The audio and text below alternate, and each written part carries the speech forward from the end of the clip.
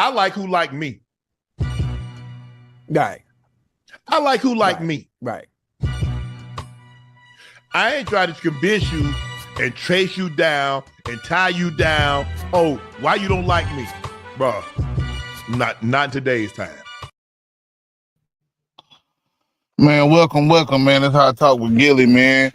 Man, we're gonna be talking about TikTok, man, the looming ban that's coming up tomorrow. Actually, maybe tonight. Who knows, nigga? You know what I'm saying? 12 o'clock tonight.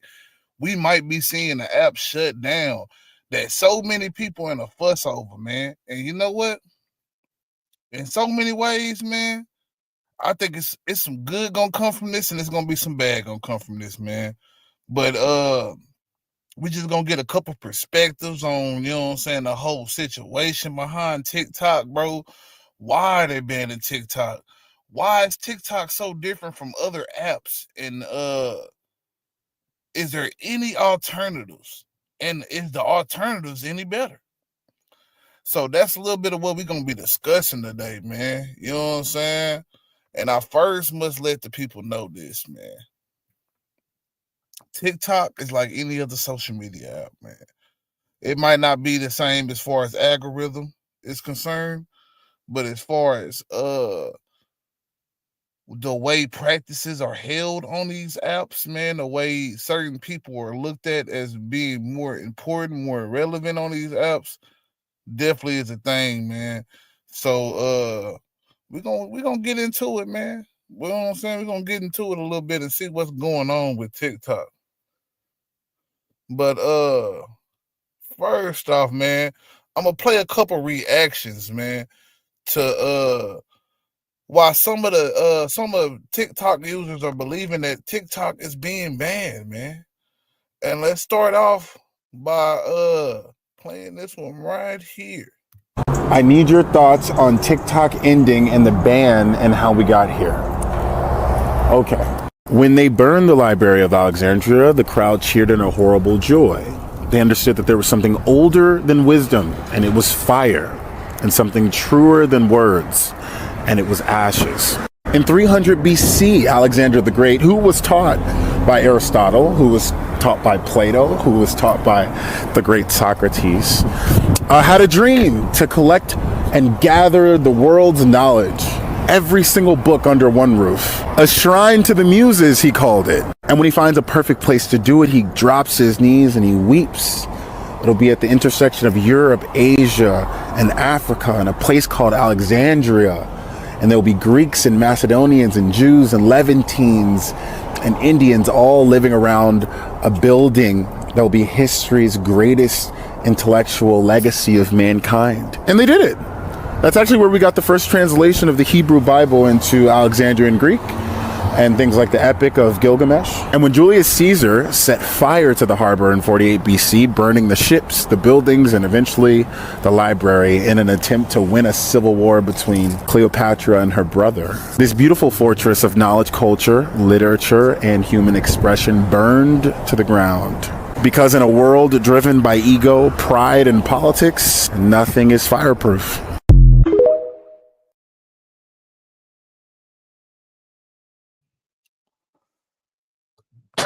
So I necessarily wouldn't equate TikTok to the Library of Alexandria, but at the same time, TikTok has definitely put out a lot of knowledge out there for the people, man. A lot of shit that people wouldn't know right now if it wasn't for TikTok, man. Man, TikTok is teaching people how to go off grid in ways that they have never done before, teaching them how to create their own plumbing systems. You know what I'm saying? How to create a generator. You know what I'm saying? All these things, how to filter and clean your water. You know what I'm saying? Like, it's a lot of shit, man, being learned on TikTok right now, bro. And I think that's a detriment to the people who run this shit, man. The people who run this shit don't want to see niggas, you know what I'm saying, coming together, man. But right now, bro, it looks like one person in particular, man, Donald Trump, man. You know what I'm saying? Our whole government system, man, you know what I'm saying, decided to go against TikTok. But one person right now is saying, hey, man, maybe we should hold off on this ban, man. and that is Donald Trump, man. And even the CEO of TikTok himself has stated this, man. And we're going to listen to him right now. Hi, everyone. It's Show here. As you know, we have been fighting to protect the constitutional right to free speech for the more than 170 million Americans who use our platform every day to connect, create, discover, and achieve their dreams. On behalf of everyone at TikTok and all our users across the country, I want to thank President Trump for his commitment to work with us to find a solution that keeps TikTok available in the United States. This is a strong stand for the First Amendment and against arbitrary censorship. As we've said, TikTok is a place where people can create communities, discover new interests, and express themselves, including over 7 million American businesses who earn a living and gain new customers using our platform. We are grateful and pleased to have the support of a president who truly understands our platform, one who has used TikTok to express his own thoughts and perspectives, connecting with the world and generating more than 60 billion views of his content in the process. To all American users, thank you for making our TikTok community such a rich and vibrant space, for surprising and delighting us every day. Rest assured, we will do everything in our power to ensure our platform thrives as your online home for limitless creativity and discovery, as well as a source of inspiration and joy for years to come. Thank you. More to come.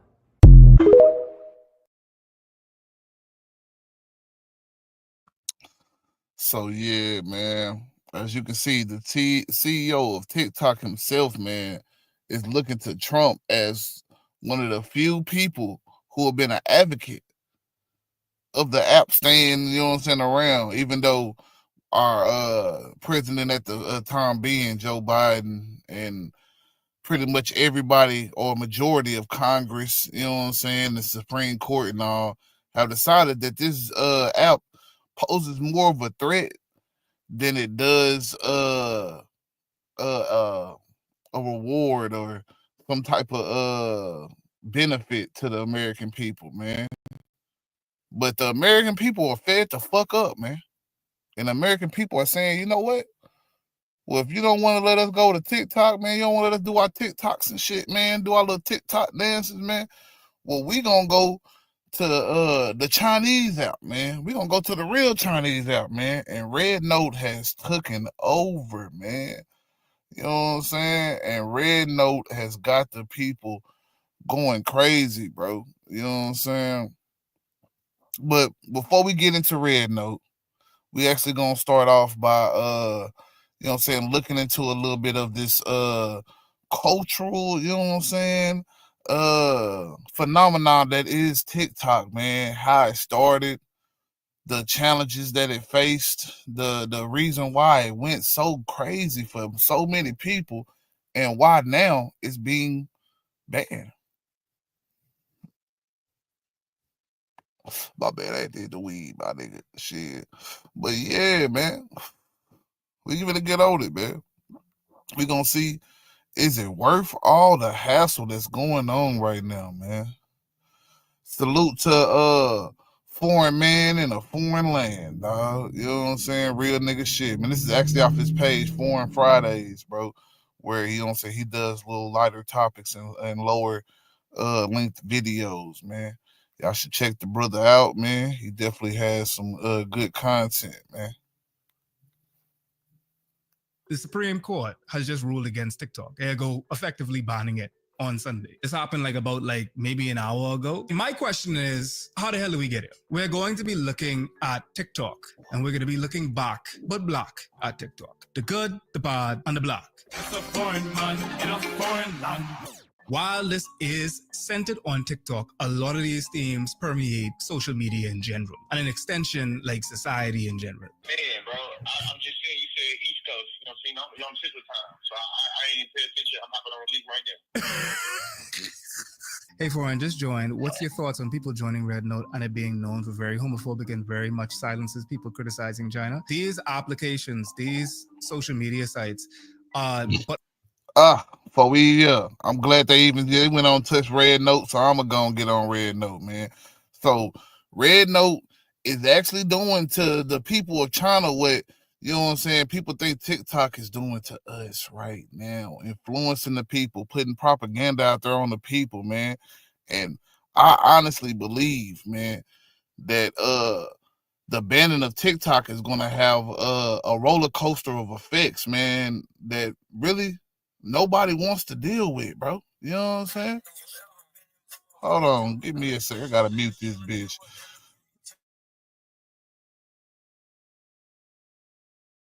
But reflections of the society that they exist in. Sure, you done seen the news. The Supreme Court has ruled against TikTok and therefore will be banned. All things considered. No, actually, I didn't know that. Actually, you telling me that live. Oh, my bad. My biggest follower on TikTok. It's my biggest follower on TikTok. 2.6 million followers on one page. Another page at like 500,000. So this 3.1 million followers I'm about to just lose. Wow. Overnight.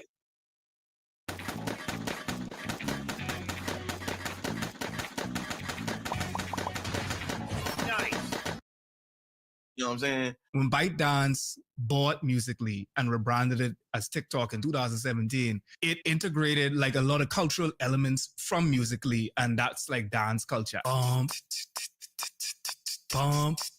Renegade, renegade, renegade. And that's where we're gonna start, man. Renegade, man. Renegade, renegade, renegade. You know what I'm saying?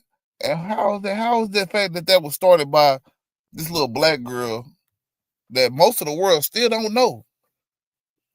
So I find that funny to me, man, that, you know what I'm saying, you have so many of our creators, so many of our you know what I'm saying, influencers end up inspiring so many of these other influencers that actually make it big. Meanwhile, we get a percentage of that influence, of the money, of the recognition that comes from these dances, these skits, all these different shit, man. Niggas made Vine, niggas made Facebook, niggas made it. I mean, we ain't make it. Don't get me wrong, we ain't make the app, but we made the app fun, nigga. Let's be honest, man. And the fact is that this little girl, you know what I'm saying, did not get any recognition, bro, for being the person who started this little renegade dance, man. That honestly, I don't think the dance is all that, you know what I'm saying? But at the same time, I salute to the little sister, man, for, you know what I'm saying, doing something, man. She's doing something other than being in the streets and shit like that. That's the plus, man. That's the plus in that situation. You know what I'm saying? That the girl was using her creativity, you know what I'm saying, instead of being, you know what I'm saying, the whatchamacallit, bro. You know what I'm saying, being a statistic, you know what I'm saying, out here. You know what I'm saying?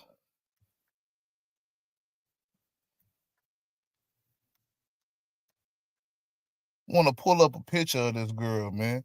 You know what I'm saying, real quick.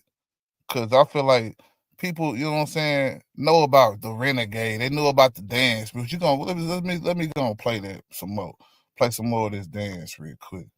Renegade. That girl I hitting wanted that you all shit. to see this video into your head because I come back to Lose. Run that back. wow. Overnight. Run that back. When ByteDance Let me see you hit bought that shit. Musically and rebranded it as See you hit that TikTok shit, in white girl. 2017, it integrated like a lot of Oh, hit cultural this shit one elements more time from for 'em. Musically, and that's like dance culture. One more time for 'em. Hey. Renegade, renegade, renegade, renegade. I wanted Go. you all to see this video into your All head right. because I come back to it. If I look at Yeah, we're gonna come back to all that shit, man. You know what I'm saying? But now it's time to meet the, you know what I'm saying, person who created that shit, man. You know what I'm saying? Real talk. Cause a lot of times, you know what I'm saying, people don't get the recognition that they deserve, man. They don't get the recognition they deserve, man, when they are trendsetters and creators, like, you know what I'm saying, like they are, man. And I feel like that never is the case for our people a lot of times, man. Now, Jalila Harmon, man, is the person who created this renegade dance, man. This is one of the biggest things on TikTok. You know what I'm saying? If a lot of y'all niggas who ain't watched TikTok don't give a fuck, oh, I don't give a fuck about TikTok. Why the hell nigga even doing a live about it? Man, just know, man, this shit is lit, bro. That shit was lit at the time that it was going on, man. And I gotta salute to it, man, because shit, people still doing this shit still to this day, bro. People still doing that shit. Still doing that shit, man. But let's get back to the video, man. Just want to shine some light on Jalila, you know what I'm saying, Harmon, man, for creating that, man, creating that renegade, man. Look at this charitably. This is like how TikTok affected dance culture because it allowed for like choreographers and dancers to showcase their talents in ways that other social media platforms had just not done before. In fact, like you had whole choreography Move to the homie being Hassan, used. man. Copyright. Early, You old man. enough to like remember like Salute Crank to you. That. A lot of the we talking about right now, it was really for decades and decades held up by gatekeepers. TikTok, or really YouTube, you feel me, allowed for this black man from Mississippi.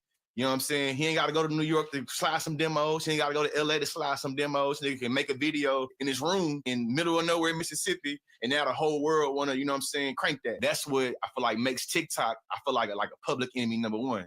There are multiple different industries that have an ulterior motive to take it out because it's really causing too much competition. Whether we talking about Hollywood, whether we talking about, you feel me, journalism, whether we talking about choreography, whether we talking about being able to, you know what I'm saying, sell products. That's what I started out with, man. It's the journalists, bro. It's the people who want to content create, who want to act, who want to galvanize your attention, man, who want to pull you in, man. They the ones that's hurting from this TikTok, bro, because TikTok is taking the attention from the youth, bro. The youth ain't doing nothing but watching TikToks, nigga. You know what I'm saying? They ain't trying to, you know what I'm saying, check out the new movie that just came out, man. Did the scene make it on TikTok yet? If it ain't made it on TikTok, it don't matter, bro. A lot of times with a lot of these people, even artists right now are breaking because of TikTok, bro. You know what I'm saying? A lot of songs ain't even, you know what I'm saying? Only reason we know the song is because TikTok played a part of it on that bit, bro. We had to go, hold on, man, we gotta go check this out real quick. Man, TikTok, bro. TikTok really doing that shit, bro. And you know what I'm saying? You gotta salute to them for, you know what I'm saying, really for helping bring out the trendsetters, man. Even though they were really hiding the trendsetters and, you know what I'm saying, letting the other folks copy these niggas and put their shit out there as their own content, man. So yeah, man, let's go. Products like Amazon is really competing in a lot of different ways. This can't impact y'all bottom line, and y'all gotta always show y'all loyalty to y'all corporate donors, y'all corporate daddies. Once the music industry can't pick and choose what person come up off their likeness and this, that, and the other, and it's organically being built through the algorithm, it ain't all been good. You know what I'm saying? I do miss having 3 verses on the song instead of it just being 2 verses and a bull hook. That's you know a what I'm good saying? point. I do miss that. When we talk about things changing overnight, we can't not talk about that one moment in particular that TikTok kind of was the I'm trying not to for, pause this where shit, but they ain't all gonna of our lie, that's a lives good ass point, man. Cause even though it's breaking music, it's definitely making music turn into like soundbite music, man. It's all about whatever part of the clip of the music that the motherfucker said, man. That shit is, and there's too many examples of this shit, bro. You know what I'm saying? But real talk, man, like TikTok, bro, you know what I'm saying, has affected the society in a negative way in a lot of ways as well, man. And I don't think people really realize that, man. You know what I'm saying? The shorten the attention span, man. Number one, the attention span of the people these days is like shit. That's why nigga, you know what I'm saying? If a nigga ain't scratching on this bitch off the real, man, shit ain't no point, nigga. Ain't no point on that bitch. But yeah, man, let's go and continue, nigga.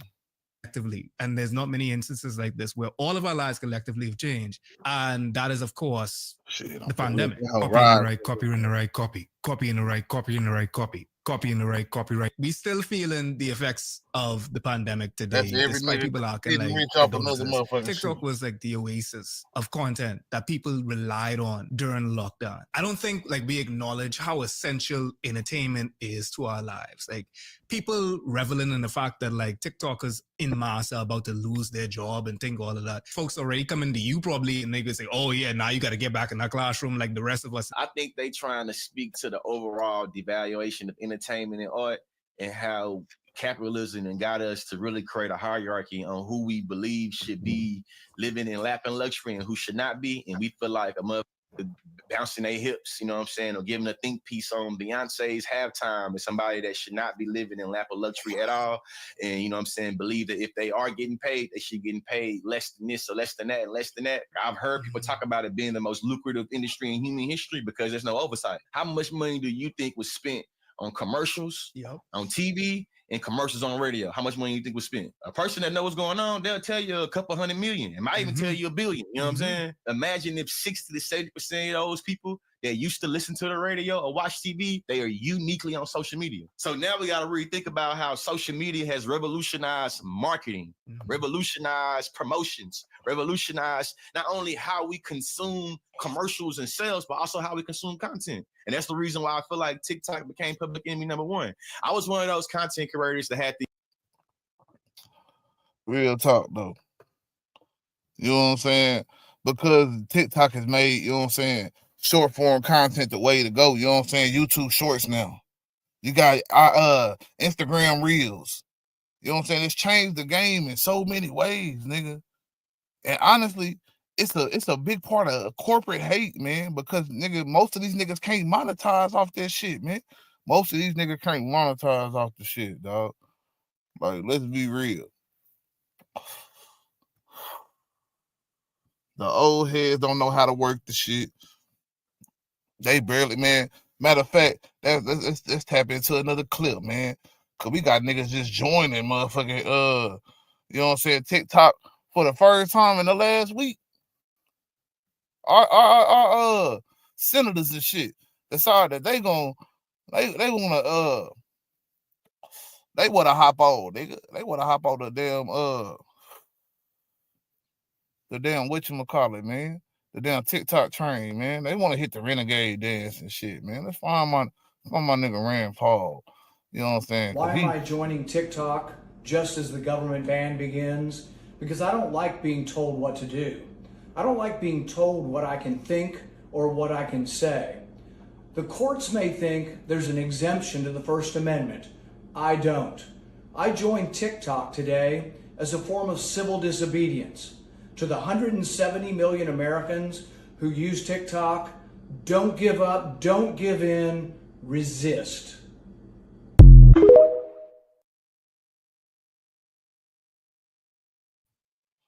It's a little too late for that, nigga. It's a little too late for that bullshit, man. But look at you. Had the opportunity, you feel me, to go to the DNC. Traditional media, in many instances, the people that they sent to the DNC, textbook hating haters. Talking about you a hating ass, you a hater. You mad that we got invited to this same space that you feel like it's exclusive, and we got a ring light, a microphone, in a you know what I'm saying, in a phone. But the people that you want interviews with, they want to come to us. They don't want to come to you. The interview you gonna get with them gotta be edited up. You feel me? The people gonna see that next week. You know what I mean? The video I'm doing with you finna get dropped in 30 seconds. As soon as we done, I'm finna drop this motherfucker. You know what I'm saying? So it literally made it where we have an advantage. 2020 was the first time that we even saw any discussion about like, forcing by dance to sell. And I ain't trying to carry no one over Biden because I mean, of course, they push it through, but like it's like a bipartisan kumbaya. Creating content, as you said, like is work. Like this is education, this is entertainment, life saving. Like we be saving lives. Like what we doing takes labor, time, and energy. And even if it's something simple like this guy right here. Copyright. That's valid. Of course, we're going to get into like the Eurocentric beauty standards that balloons this into being the most viewed TikTok on the platform. That in itself is valid. This is, of course, valid. Like you all know, I had to put this in.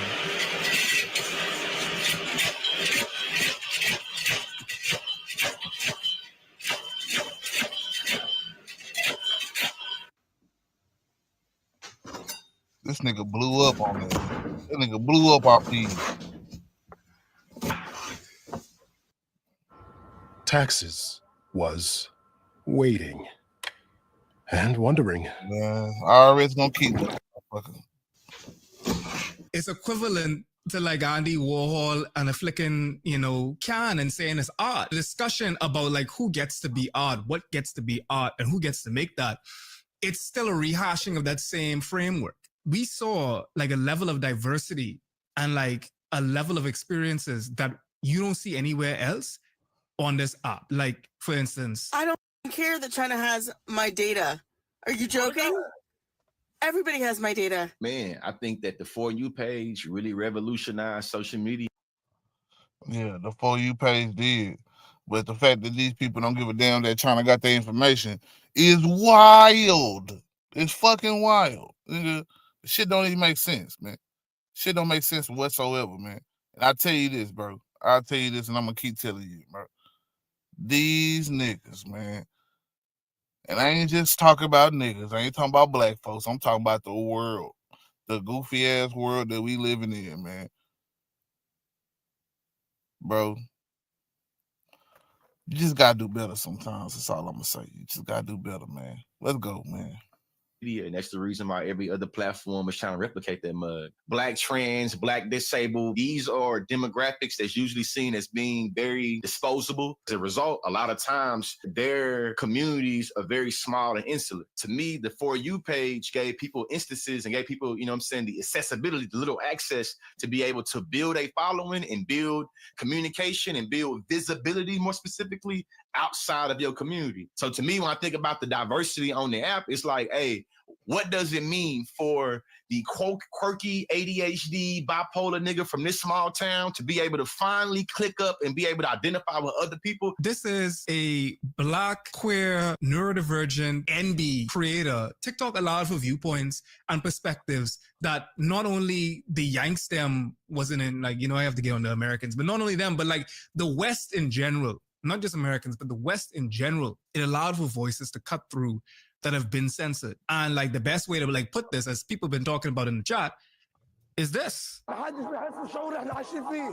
Palestinians reflecting on the ceasefire, the Palestinian genocide was a watershed moment for like a lot of the West in particular. Like Americans in particular were greeted with the true imperialist face of the States. Like the rest of the world been seeing that for like a lot of and like some people, of course, in like continental USA, like they was peeping it. One of the bloodiest periods that like we could look back on retrospectively for decades, centuries to come. Once we was able to get real-time coverage of protests with George Floyd, and we got to see, you feel me, law enforcement beating people head in and horses stomping on people, mainstream media is behind. They have to get it approved by different people. I think that October 7th really was the turning point. The deprogramming that was happening for 70 years, 75 years, started being undone. It started making it where a lot of the American exceptionalist facades, it started crumbling, you feel me? Once I'm on TikTok live and I can talk to a Palestinian and I'm hearing drones go over his head, and I'm literally seeing the look on his eyes, and we both thinking like, is he about to die right now? You feel me? All of these things. That's the difference, man, between this shit right here. You know what I'm saying? A lot of people ain't gonna go YouTube live and start, you know what I'm saying, boom. You know what I'm saying, filming the live coverage. And maybe they might start doing that now. But for the most part, nigga, you ain't get, you know what I'm saying, a lot of live. Cause then even if you do, bro, they'll shut this shit down so quick, nigga. If I'm over here like this, say a gang shooting happening, boom, boom, boom.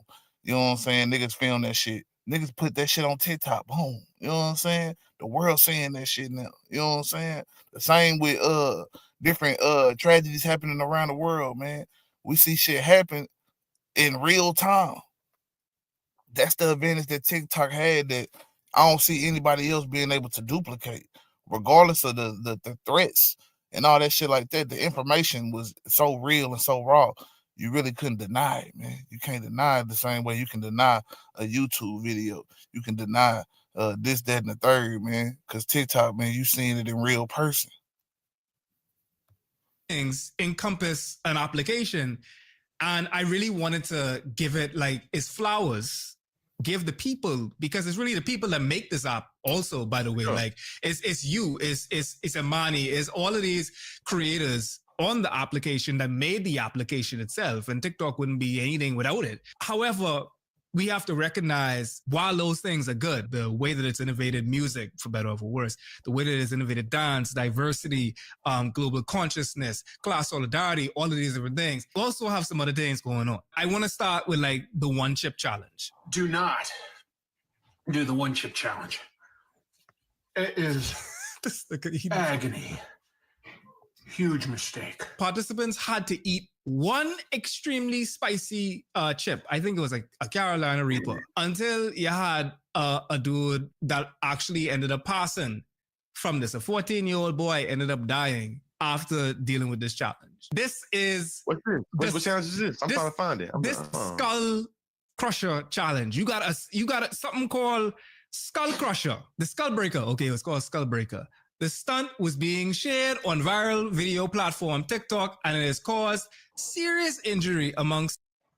You know what I'm saying? And that's the problem with these challenges, man. The cinnamon challenge, the motherfucking me crate challenge. People getting hurt off this shit, man. This shit ain't just a motherfucking me challenge at this point. You know what I'm saying?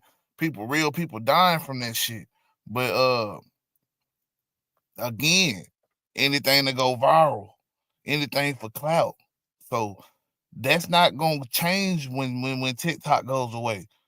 You know what I'm saying? It's just gonna become more and more prevalent in other platforms and other things that we doing and shit like that. So I wouldn't necessarily think that getting rid of TikTok is gonna change these type of things. You know what I'm saying?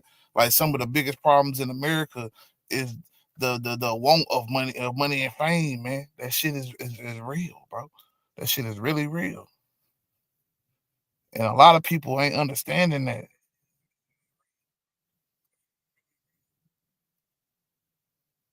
But for real though, man, you gotta understand that shit, man. This shit is not a game, bro. Like, these motherfuckers out here really believing in, you know what I'm saying, these things and wanting to go viral off these things, man. These things that end up killing people, man.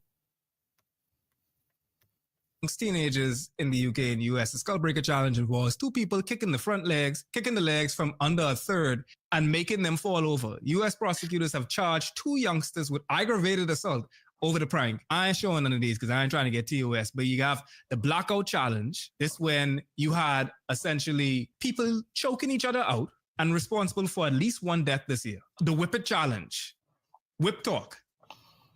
I was trying to figure out. I was just like, when y'all start inhaling whip it, but yeah, it was over this. An 11-year-old boy in the UK died last week after inhaling toxic chemicals and a social media trend called chroming. TikTok was so siloed. I never heard of like 3D challenges. I never heard of this shit. I've been on TikTok since 2019. Devious Deeds challenge. Mm-hmm. Hey, these kids was doing wild shit. Like, oh, you about to go to jail. Oh, you about to get kicked out of school and you going to jail. Oh, you going to jail till you 21. You about to get lifetime prison. You about to get childhood. Anything for clout. Anything for clout, bro. You know what I'm saying? And a lot of these people, you know what I'm saying, because TikTok started upping up the extremes on how, you know what I'm saying, extreme or how outlandish it had to be in order for it to go viral.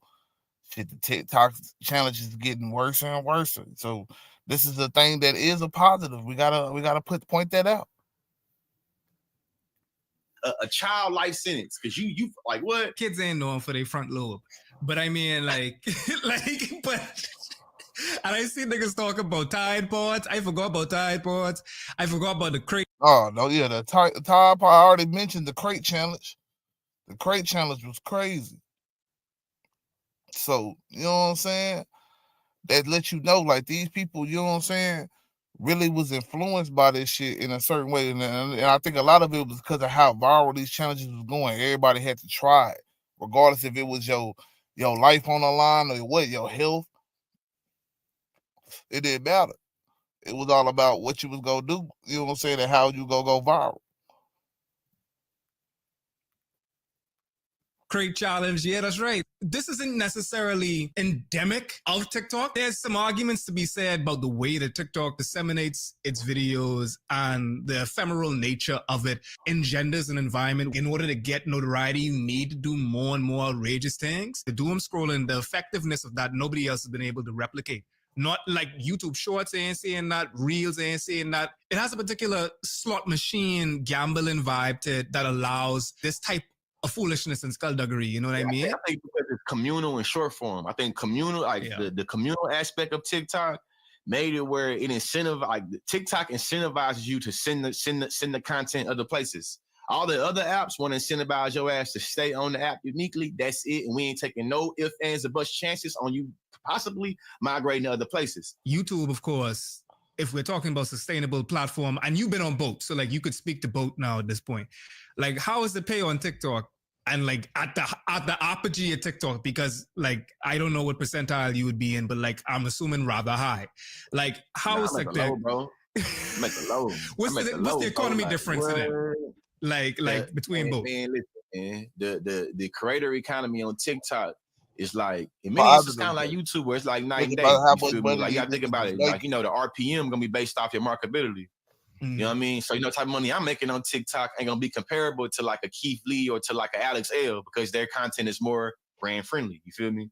But also it's like shit, the metrics so you getting paid on TikTok is gonna be a lot smaller than YouTube, but YouTube is long form. So on YouTube, you might have a $9 RPM, but your video 30 minutes, you know what I'm saying? That's why you have an RPM of that, you know what I'm saying? So high type shit. On TikTok, a $2 RPM is, man, crazy, you know what I'm saying? Wow. But it's short form content though. You think about it, it's short form content.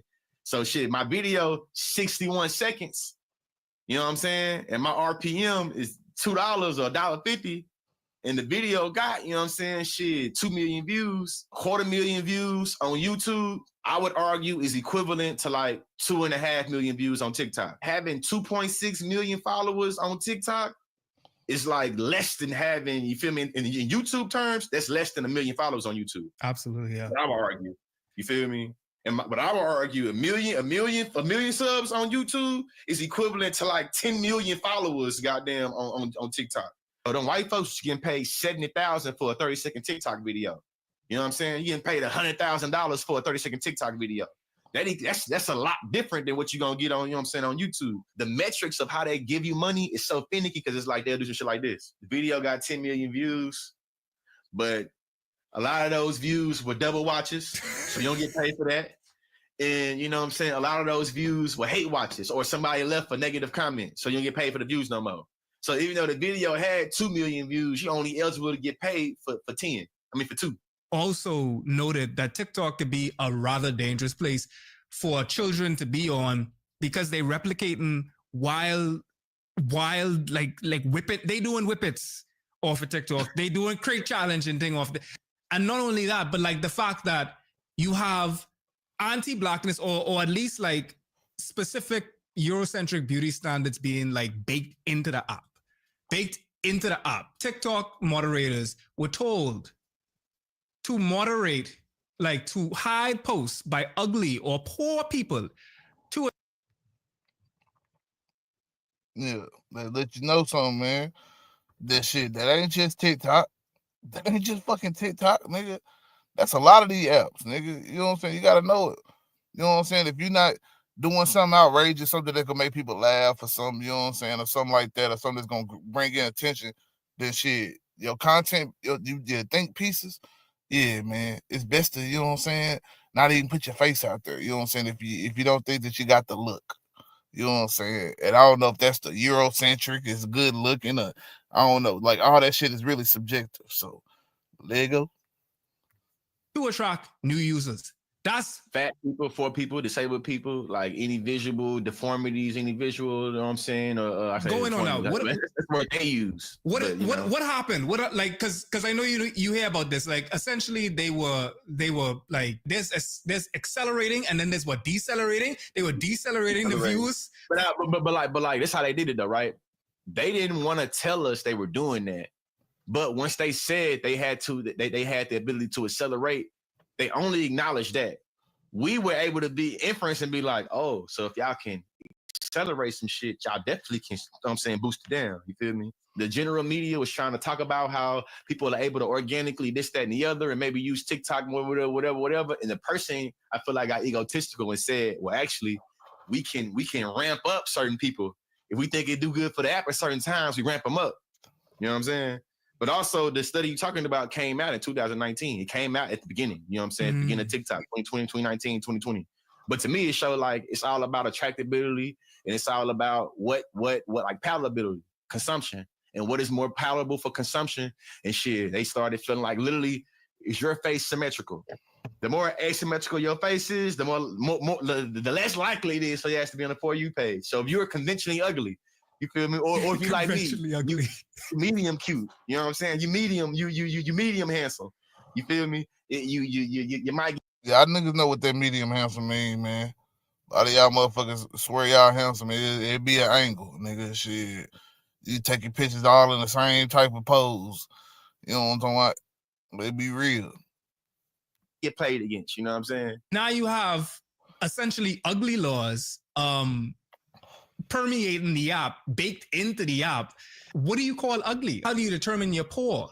And like that's some good questions. Like that, like you know, like how do like are you looking at like are you analyzing the furniture and you looking on Amazon and say, oh, okay, that's a great value brand. Okay, they got a great. Oh, is that a battery? Is that a smoke alarm? Digital blackface on TikTok. Like pulling it up right here. Like you have essentially cultural appropriation in Black vernacular English, like AAV and everything, and digital blackface in general on TikTok, where you know we showed TikTok language. Yeah, TikTok speak, Gen Z speak, all of that is AAV. So like you were talking about it earlier, when we had Charlie D'Amelio dancing the Renegade, like we often forget that the person that did that choreography was a little Black girl.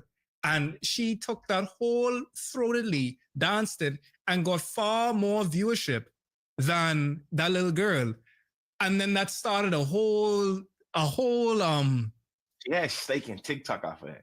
Yeah, exactly. I mean, like they pushed her all the way. So all of the things that we've been talking about, like the ugly laws, the way that like, they boost, and, like the particular all they did was copy the move.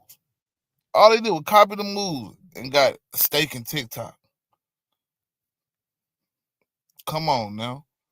But the little girl who created the dance, you know what I'm saying? I mean, I'm sure she's doing well for herself. You know, I'm not trying to sit here and act like she didn't get any kind of, you know what I'm saying, benefits from, you know what I'm saying, her dance going viral. But at the same time, she didn't reap the most benefits out of the whole situation. You know what I'm saying? It being her creation.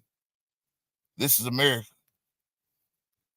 Standards that are prevailing and the way that they try to boost that. Or they like Charlie was the chosen one. Like you could basically extrapolate that Charlie was the chosen one. And even though the Charlie chose this little Black girl's dance, the Black girl wasn't the chosen one because she unfortunately fits a criterion of what not to surface on TikTok. So they manufactured Charlie almost in the same way that an A&R would pick out Addison Rae and everything. Addison Rae, all of that. All them though. I feel like made it where it's like, God damn. So y'all, we are more entertained of seeing non-Black people do Black dances than we are seeing Black folks do the dance they created. Cultural appropriation is a cornerstone of America, and it's always been done on every facet of media. Whether we're talking about radio, TV, or social media, cultural appropriation has like literally you can draw a line and it permeates all through all these medias. And it's just like, hey, whether it's Elvis Presley or fucking Charlie D'Amelio, or you know what I'm saying, shit, whatever the white folks that got put at the front of that five heartbeats, you know what I'm saying? I mean, no, it's a movie. It's like my point is like it's always been here, and I think TikTok amplified it. No platform will save you. Even like when you see people flocking and talking about their TikTok. Let's go. You know what I'm saying? Let's start with that right there. You know what I'm saying? No platform will save you. You have to save yourself. You have to continuously keep coming with whatever the content is, whatever the shit is, the information. You know what I'm saying? Whatever your creativity takes you to. You know what I'm saying? You have to be able to, you know what I'm saying, keep putting in the work even when nobody else is looking. Because if you don't, you know what I'm saying, you won't get the opportunities at all.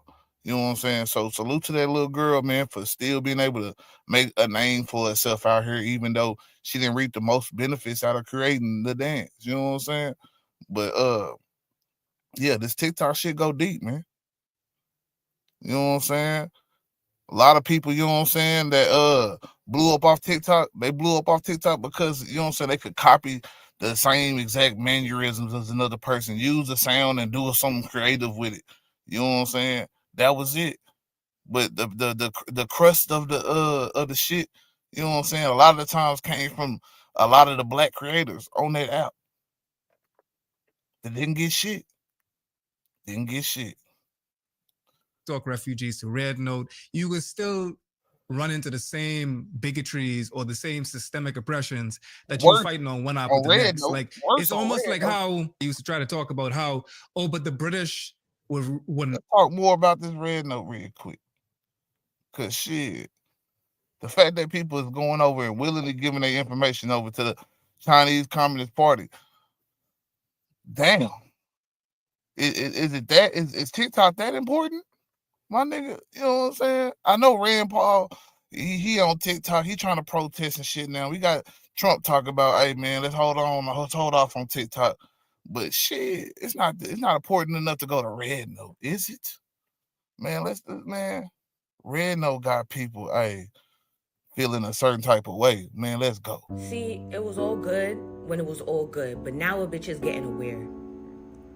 I'm too aware. This little Red Book app has me too aware. And I can't go back once I start knowing shit. Our government, quite frankly, does not fuck with us. And we knew this. We knew this. I knew this, you knew this. But being on the Red Book app is putting it into visual perspective. It's putting it into visual perspective. Do you see how the Chinese are living, guys? America is considered the leader of the world stage, yet we have one of the most highest homelessness population rates compared to other underdeveloped countries. Do y'all remember a few years back when there were so many videos of Chinese people having to live in storage container units because of the homelessness or because of the population? Yeah, I'm here to let you know that the homelessness rate in China is 0.18%. 0.18%, and their population is 1.4 billion people. Here in America, our population is 32 million, and we have a homelessness rate of 2.04. 2.04. That's roughly about 700,000 people. America is the only developed country in the world that does not provide some form of universal health care. In China, 95% of its population is covered by basic health insurance. Their health insurance is provided through government-supported or mandated health insurance policies and plans. Here in America, majority of our health care comes through private sectors, meaning a lot of us have to pay a premium. We have to pay out of pocket. In China, they don't have annual property tax. So once you pay off your mortgage, that's it. It's yours. The land is yours. It's yours. You lose your job today, you have a place to stay. In America, and we're still dealing with a housing crisis that our government doesn't want to do anything about, but they want to take away TikTok because through TikTok, we find out how much they're fucking us over. The Chinese government has more policies put into place to make their residents become owners rather than keep them as long-term, lifelong renters. Whether it's vehicles or housing, they have more of the chance, more of the possibility of being an owner than the average American. And y'all heard how I said 95% of their population is covered under basic health insurance, right? 95% of 1.4 billion people. Here in America, we have 8% of our population that does not have health insurance. In numbers, that is 2.56 million people who do not have health insurance here in America. But we're paying taxes though. Y'all are increasing taxes. Yet we have 2.56 million people walking around without basic health insurance.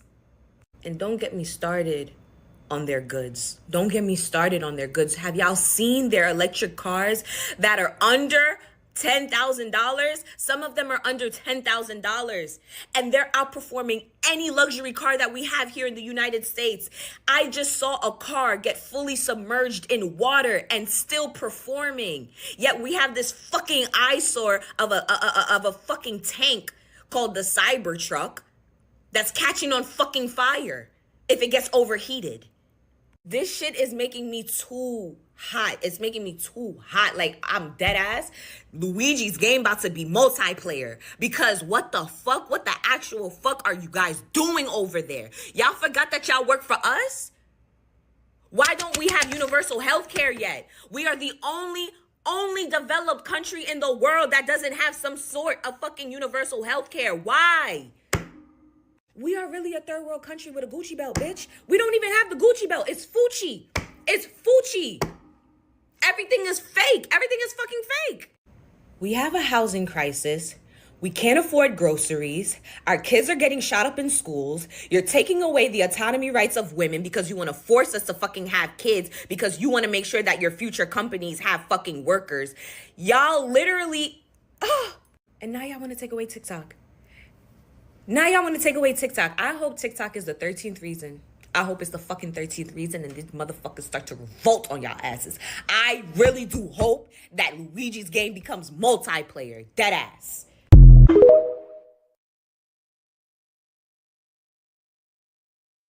And that was a lot. But at the same time, man, I get a lot where she come from. Yeah, we should have a lot more things here in America. But at the same time, let's not act like this is not coming from the Chinese, you know what I'm saying, Communist Party. You know what I'm saying? Like, we gotta take some things with a grain of salt, man. Especially if it's an app that is approved by the the Chinese Communist Party, man. You know what I'm saying? These people are not, you know what I'm saying, giving the Chinese people the free range of different social media apps to, you know what I'm saying, go on and shit like that. And I'm not saying that our shit ain't crooked, man. I done talked about it plenty of times, man. They selling your data all over to every corporation there is, every marketing place there is, every advertisement place there is. You know what I'm saying? The government got your shit, you know what I'm saying? Especially with Facebook. Let's be honest, man. This is, you know what I'm saying, happening right here in America, but at the same time, shit, I'm pretty sure niggas don't want to be living like they living in China. I don't care how good shit is. I don't give a damn how good shit is over there in China. You know what I'm saying? There's certain freedoms that are worth, you know what I'm saying, maintaining and upholding, man. Let's just say that, man. Having the autonomy of life, you know what I'm saying, the pursuit of happiness, man. These things definitely still mean something. It should mean something to all people here in America, man. But at the same time, yeah, we are definitely getting fucked over here and we need to do something about it. But to run over the red note and fall victim to the propaganda of China, man, here, let's go look at some of the propaganda of China, man. Konnichiwa. I'm able to have a weekly grocery haul, see how much I can get with $100 in China. $10 a pound for beef. $10 for dumplings.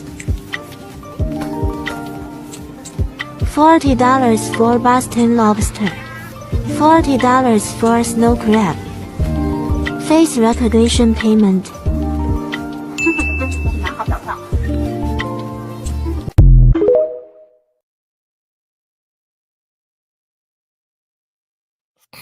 Now, don't get me wrong. You know what I'm saying? The lobster and the crab was definitely a little bit cheaper, or a lot cheaper. You know what I'm saying? You could say it's some depending on where you're getting it from. You know what I'm saying? Type shit.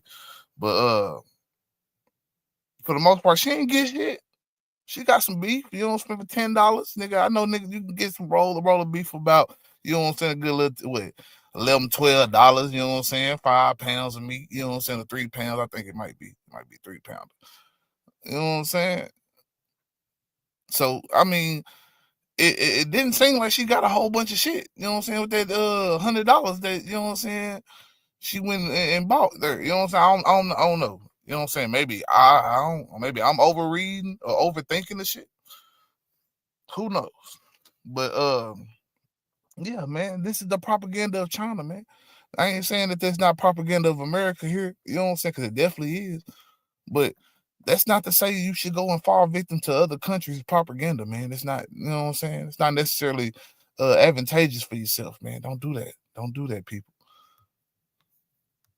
Nicer to their slaves than you know. And this is the reason why I ain't blow up on TikTok. I feel like, because you know what I'm saying. I'm a little too level headed, man. I don't go into the extremes with people, man. Some people go into the extremes a little too hard, and it fuck them up in the long run, man. Let's go.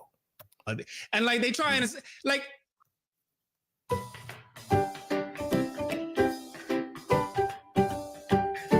Damn, God. Niggas were still slaves, blood. Like you trying to say, okay, raw, like they was nice. They let y'all, they left y'all with a parliamentary democracy afterwards, you know, like they left y'all with some. No, y'all, it's still slavery. Even a lot of these apps, like that FUBU, like For Us, By Us, and things like that, still suffer from a lot of these different situations. Because just like Fanon say, at the end of the day, the black man wants to be white. The petite bourgeoisie, the black man that have a little bit of money, wants to be able to perform the same adaptitude financially or patriarchally, or he want to be in the big facts, man. That's the biggest problem with black Americans, man. For the most part, man, is that we want to be so close in proximity to whiteness, man. Not necessarily white people, you know what I'm saying, but to how they live their life, how they do shit, how, you know what I'm saying, the white man runs shit. This is how we should do it, man. Get off that shit, man. Get off that shit. Not saying that everything that the white man do is wrong and everything that the white man do is this, that, and the third. We're not here to demonize the white man. I'm here to demonize white supremacy. That's it. You know what I'm saying? And when that exudes itself, I step up and I step out. Niggas don't like that shit. Oh well. You know what I'm saying? I ain't tripping. You gotta go. But you know what I'm saying? We gotta be honest here. You know what I'm saying? Niggas should definitely, you know what I'm saying, keep their eyes aware, you know what I'm saying, of these things. You know what I'm saying? Niggas love to be in proximity to whiteness, man, to the things that they believe that white people can do. You know what I'm saying? When not realizing that a lot of this shit got to do with money too. You know what I'm saying? It's a money thing. It's a money thing, and it's as well. It's a likeness. It's charisma. It's all these different things that, you know what I'm saying, kind of build up a character of a person, man. You can't just necessarily believe, because this motherfucker rich or because he white or because he woo, that this shit gonna work every time for him. The same, you know what I'm saying, tactics that might work for another person. You know what I'm saying? So we gotta take all these things into account of a character when we look at them. You know what I'm saying? And that's why it's hard for me to look at, you know what I'm saying, Trump, you know what I'm saying, my personal opinion, and be like, this nigga is the person that's galvanizing all of white America and all this different shit like that. But hey, man, I don't know, man. Maybe I'm tripping. in the same circles, he won't be at the table. So even though he looked like us and he making an app for us and things like this, he is still gonna suffer from the same systemic issues that like we've trying to face with a white CEO in particular. You have a lot of creators, and that's who I really feel for, like the creator that built their livelihood on this application and the fall and the rug was pulled under them. I feel for them. I feel for the fact that like you will have some people that essentially will not create anymore. And communities that will be erased, communities that will be lost, like neurodivergent folks in particular depend upon TikTok. I would say cultural genocide is literally what's happening right now. That's like cultural genocide, where you're able to literally erase, obliterate all remnants of culture that you can't control or dictate. So if we can, you know what I'm saying, fold the labor of this goddamn shit into the empire, then we can stay. Our system allowed for oligarchs to be able to go against free market and say, because this competition, I can't compete with them, I have to be able to use my influence to make it where I can get policy passed and take my competition out. Amazon put a whole bunch of money up because TikTok Shop was starting to knock out the way. You know what I'm saying? Shit, Meta put a lot of money up because shit was starting to compete with it as a social media app. You feel me? All these other little fast food industries and junk food industries, like shit, hey, y'all owned by Zionists. Or you're not owned by Zionists. You take our money for that little Coke, that little burger, that little shit you send to kill Palestinians. We're not part of that. Americans think they have freedom because they have opinions, but they don't have choices. Netflix hate TikTok. Hulu hate TikTok. ESPN hate TikTok. I'd rather watch a highlight from Bobby from the Bronx, you feel me, or some random man. I'd rather watch them than watch Stephen A. Smith. Yeah, it's already sold like an instability. That's the reason why like you don't even see like too many like the white oligarchy of TikTok and things like that talking about it, because like they already see the writing on the wall. Like they already got the memo long time, and like they've been trying to figure out like the different pivots, because even like the market don't like this type of uncertainty. So if TikTok is a market, a lot of people that started out on uncertain, like all of this question and like introspection about like, oh, you know, what's gonna happen here, what's gonna happen here, it might go, it might not come. Like from you start talking about like it might, I already put in my ad dollars.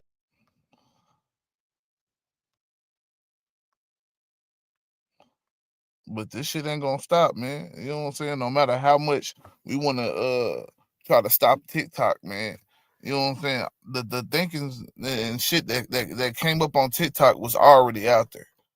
The people just got to be, you know what I'm saying, do diligent enough to go find these things, man. Not to, you know what I'm saying, turn away and stop just because, you know what I'm saying, they can't make it on one app or another, or they can't do this or they can't do that, or this certain following, this certain niche, you know what I'm saying, community is gone now.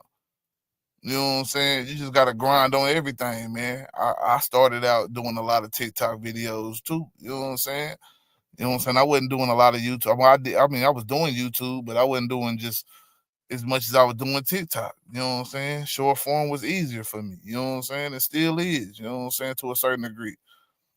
But that shit, you know what I'm saying, really made a lot of people, man. And I ain't gonna necessarily knock them for feeling some type of way, but at the same time, as much as the platform, you know what I'm saying, made you made the platform, and you just gotta go create another, you know what I'm saying, space to make that same thing happen on another platform, man. That's all it really is, man. You know what I'm saying?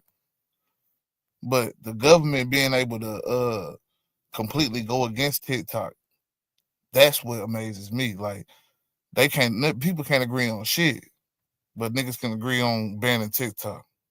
The Supreme Court just upheld the ban on TikTok, and here's something that nobody is talking about that I would like to share with you. There is 3 branches of the United States federal government: legislative, executive, and judicial. The TikTok ban went almost unanimously through the legislative branch, which is Congress and the Senate. Then it skated right on over to President Biden's desk, executive branch, and he signed it into law. Then the ban went all the way through the court system, all the way up to the highest court in the land of the United States of America, the Supreme Court, and they upheld the ban. Now, I agree. It is damn sad that 7 million people just got laid off. I'm sad for myself, I'm sad for future creators, and I'm sad for the millions of small businesses out there who rely on this app to make a living. But the saddest part of this entire fucking thing is that the United States government just looked its people square in the fucking face, right in the eyeballs, and said, your voice doesn't matter, and it never fucking did. They sell you the American dream. They sell you the freedoms that you think you fucking have, and then they turn around, they strip you from them, and they said there's not a fucking thing that you can do about it. Fascist countries ban apps.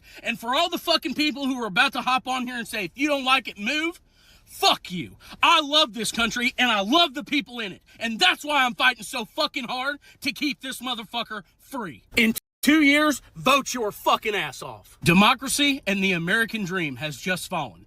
It's up to you and me to take it fucking back.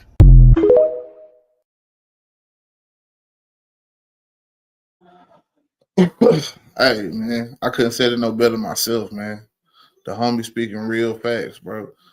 How could a government, you know what I'm saying, that can't agree on anything, what a woman is, what we should do about certain social policies, what we should do about certain corporate programs, you know what I'm saying, what we should do about, you know what I'm saying, the Department of Education.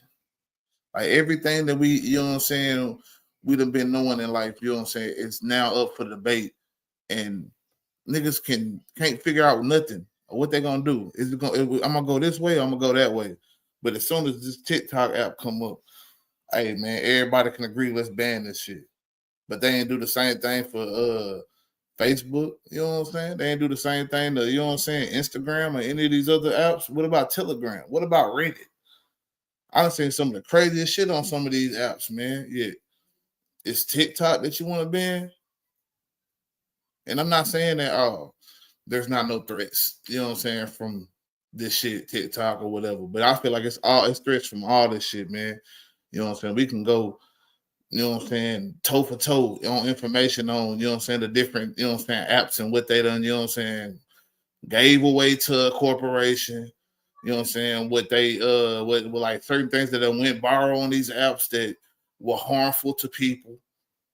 Man, like this shit goes hand in hand every time, man. Like it's something about social media, and especially social media with the youth, man. But I honestly feel that it's at the end of the day, man, if it's supposed to be First Amendment rights and shit, you know what I'm saying? If you can't find something really tangible to say, I bet there's a clear breach in, you know what I'm saying, information being put out to the Chinese government right here. This is the reason why we're going to, you know what I'm saying, ban TikTok. There shouldn't have been no ban of TikTok, man. So, honestly, people can be mad all they want to, man. But it's people that made real livelihoods off this shit. The people that's been grinding on this shit in different social media apps and shit for years, you know what I'm saying, content creating. And finally, TikTok was the shit that made them, you know what I'm saying, finally break through, man. One of the niggas that I done started fucking with, you know what I'm saying, through TikTok and his skits. Hey, man, I'm gonna let him talk about it, bro, and then we're gonna continue. Bro, so it do look like they really is finna like nuke the shit out of TikTok. That's crazy. I'm gonna make a longer video about this because I just made a video on TikTok about trying to keep my videos short and not have all them bitches be like 5 minutes long. So I'm gonna make a longer video about this on YouTube. My YouTube is in my link tree. You know where the fuck that's at. Anyway, let me say this. Man, it's fucking crazy, dog. That's crazy. This TikTok shit. I still remember going live on Musical.ly in 2016, getting 20,000 likes on a fucking live. Bro, it's the craziest shit. I'd be lying, dog. This TikTok shit was so fun. Like, I've been stopped doing, like, TikToks for money, and I shifted into, like, some whole other shit, like, focusing on investing. That way I can make content for fun and shit. But the only reason I got into investing and learning how to manage my money and do all type of other shit was because I had already been making content for 7 years at my fucking mama house. Had already been going live on Musical.ly and being on fucking Vine, going live on Periscope on Instagram, fucking Byte and all this other shit. I had already did all of this shit, but I didn't have no money. Had already went viral, hundreds of millions of fucking views over 7 years, like millions and damn near a billion in 1 month on Facebook in like 2017. But it's so crazy because everybody that followed me before 2020 and after probably know now that it was like, it was me getting on TikTok and all the fans from all the Instagrams I had lost and all the accounts I had lost over the years, all the people who knew about me, but you know, they didn't just have one place they could follow me. It was TikTok blowing up, me getting on there, and all the people who knew about me from accounts that they got deleted and they forgot and they couldn't remember where they saw me from, all the people from over the fucking years, from 2014, from Vine, the people who lost me after Vine got deleted, from 2014 to 2020, when TikTok became the hottest app in the fucking world and everybody that could ever had known me was on it. When I got on there, I had millions of people looking at me on fucking, like, within 6 months, like, oh shit, ain't you I remember you. Damn, you from the, yeah, like, motherfucker even remember me from the Robert Irvine show thing I did back in like 2017. I went on the Robert Irvine show. Man, there's motherfuckers on TikTok that was like, bruh, didn't I see you on TV? Like, wasn't you the dude that put the bug in the bottle and was getting Timothy high? Wasn't you roasting people? This is the craziest shit. So it's like TikTok brought all my fucking fans and supporters together in one fucking spot. And the power of that shit is the reason, like, that shit propelled me from my mama crib to fucking my own shit. You know what I'm saying? Gave me money so I can invest, and then I started trading, and then that money started tripling up, and it just, bro, look, we here, you feel me? So it's like, I ain't sad that it's leaving, and I ain't fucking tripping that it's leaving. I'm just like, man, damn. That's crazy. Like, this was a very fun arc. This was a fun, bitch. I was on Vine, and I remember when Vine left. This was the most fun arc ever. And if I'm thinking like, bro, the last 4 years of going live, spitting that shit to people about spiritual shit and meditation, saying shit, everybody on TikTok yapping. But I just feel like we was the only motherfuckers saying some shit. For real. And it's like, damn, from the space videos to the Michael skits to the biting the mic to the motherfucker running up getting shot to the YN skits to the fucking POVs and the just unhinged dark humor, just the motherfuckers trying to counsel you, just all this shit, bro. This was terribly fun. But anyway, I just wanted to say, man, I appreciate y'all. I love y'all. As far as what we've been doing on TikTok, if they nuke this, I'm gonna miss this. But if you want to catch content from your boy, YouTube, I got 2 of them. Twitter, I got 2 of them. You know what I'm saying? Twitch, I got 1 of them. Instagram, I got 2 of them. All of them fuckers is in my link tree. The YouTube account, hey, all in my link tree. You know where to find the link tree at, and you know what to do. So yeah, bro, I love y'all, and I'ma miss this, Brody. I'ma miss this. But when they make the next TikTok, I'm on it. So yeah, bro, thank y'all to all the new people from after 2020. Thank y'all to all my guys that been fucking with me before 2020. And thank you to the new people today. If they get rid of the grind is real, bro. You know what I'm saying? This nigga, you know what I'm saying, grinding for 7 years, ended up blowing up off TikTok. Now, you know what I'm saying, go make deals and shit like that, you know what I'm saying, niggas dream of being them type of niggas, man. He can be that nigga because, you know what I'm saying, he got all his fans in one place on TikTok. You know what I'm saying? A lot of people got to understand this shit ain't just about, oh, let me go blow up and get famous. Man, bro, you got to put in the work, nigga. A lot of these niggas don't be wanting to put in the work. So it's a good chunk of TikTok people that's mad just because, you know what I'm saying, bam, man, the thing that they call fun is gone, you know what I'm saying? But at the end of the day, man, you got to bring your personality to whatever the fuck you do. So how I bring that shit to, you know what I'm saying, TikTok, I bring that shit here to YouTube. I bring that shit to Facebook and shit. It's going to do what it do or it's not, nigga. That's it. You know what I'm saying? But like I said, we should really be focused on the fact that our government, man, for all purposes, man, decided, man, we're going to come together to ban a social media app, man. We ain't going to end hunger, man. We ain't going to stop the wars, man. We going to ban this app. That should really make y'all motherfuckers think, nigga. Like, that should make motherfuckers really think, man. Like, what's going on, man? What could this app really be bringing to the people, bro? What could this app be, you know what I'm saying? What could the people be doing with this app, man, that's making everything, you know what I'm saying, so crazy, bro? But people going to this red no shit, man, and this shit is ridiculous. This shit is wild, bro.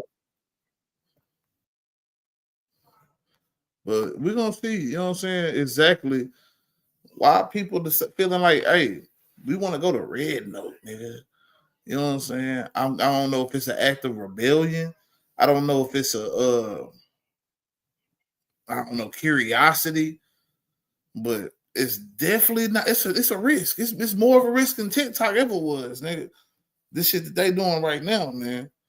But we, you know what I'm saying, we're gonna look into a little video talking about it, man, and then shit, man. I'm gonna get back on with it. You know what I'm saying? We're gonna talk about this, dog. Cause the shit is wild.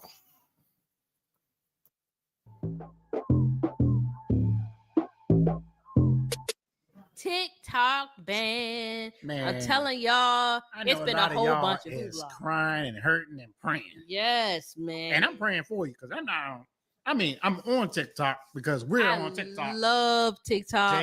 What is it? Mish J O. Yeah, No, it's J Misho. Yep. Sorry, J Mish O on TikTok. TikTok. Please follow us while we still got some time. Okay. So they were supposed to ban TikTok January 19th. Y'all know that today is the 15th. The 19th is not here yet. So TikTok is still alive. So we're gonna get into a little bit of what's going on with the ban, but clearly here's the reason for the ban. In my personal, not just in my personal opinion, but I know for sure they feel like TikTok is Chinese spyware. So because it's what fool would come up with that? Because it is the app is from ByteDance owns the app and they're based in China, so they feel like that they're using the app to spy on the U.S. And to do what? Spy on dances, spy on cooking, conversations. What conversations? Everything is open to everybody. I know everybody can see. I have no idea what they're worried about. And it don't make sense. The crazy part is we have access to other China apps as well. Other apps from China like Red Note. Okay. And I don't know what else, what other apps I have to figure that out. Lemonade. Is Lemonade a China app? An app from China? Oh, well, no. We got it. So I will have to download, but I'm going to talk to y'all about Red Note soon. But first, I want to play this audio from the recent conference that they had, the recent conversation that they had in regards to the TikTok ban. So I'm about to play that in a sec. Give me a sec. Here we go. Cannot allow this to happen. As the January 19th deadline approaches, TikTok creators and users across the nation are understandably alarmed. They are uncertain about the future of the platform, their accounts, and the vibrant online communities they have cultivated. Make no mistake, these communities cannot be replicated on another app. Creators and small businesses cannot rebuild their audiences overnight. And many have stated that thanks to TikTok's unique culture, it is impossible to develop a similar following on another platform. I will soon introduce the Extend the TikTok Deadline Act to extend the deadline by which ByteDance must sell TikTok or face a ban, and it should be extended by an additional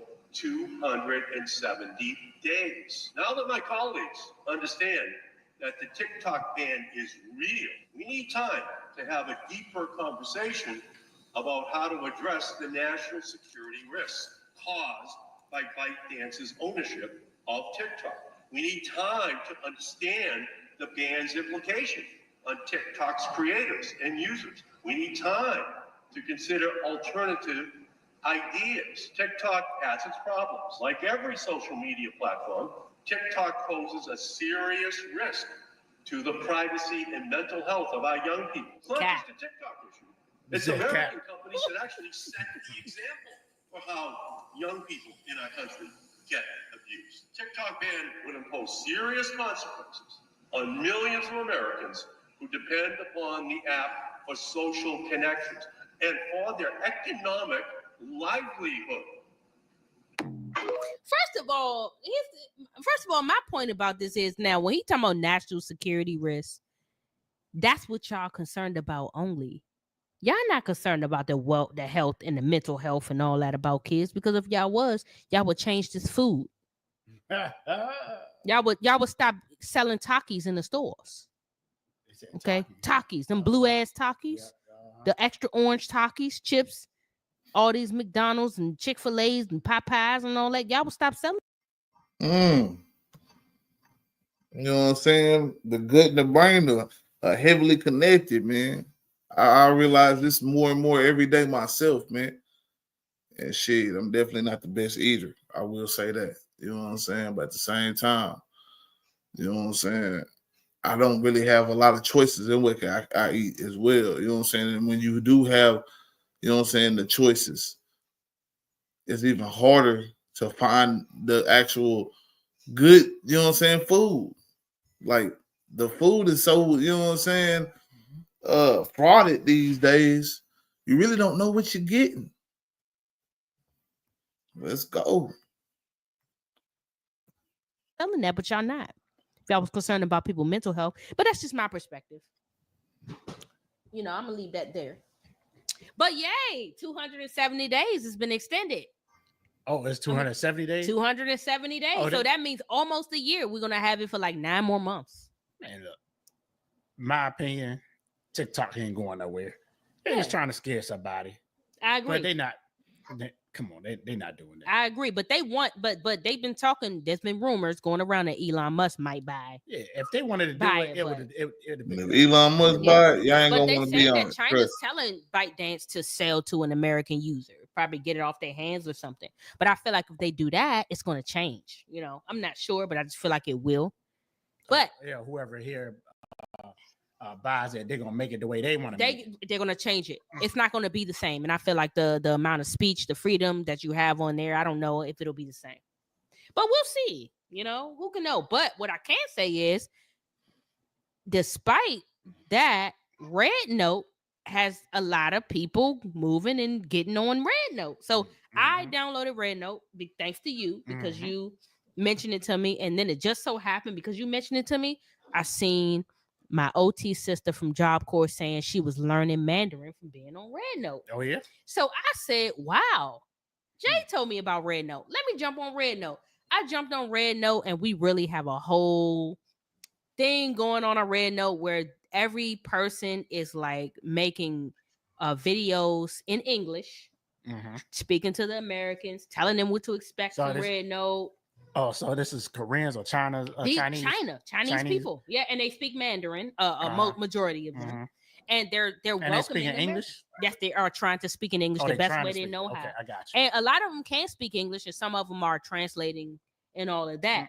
But I learned how to say I love you in Mandarin already from me being on there. The little 15 minutes I was on there, somebody told me to say I love you, and it's wall, I, knee, like your knees, wall, I, knee. So they say if you tell a person that who speaks Mandarin or Chinese, they gonna catch what you throwing down. You feel me? So I mean, I'm feeling it. I'm feeling it, learning. But I think the beautiful part about it is the engagement between Americans and the Chinese. And all of my new followers is TikTok refugees. Wow. What's going on here? What's going on? So guys, if you have any question about China, about Chinese people, about Chinese culture, Chinese food, Chinese weather, Chinese good place to go to travel, anything question.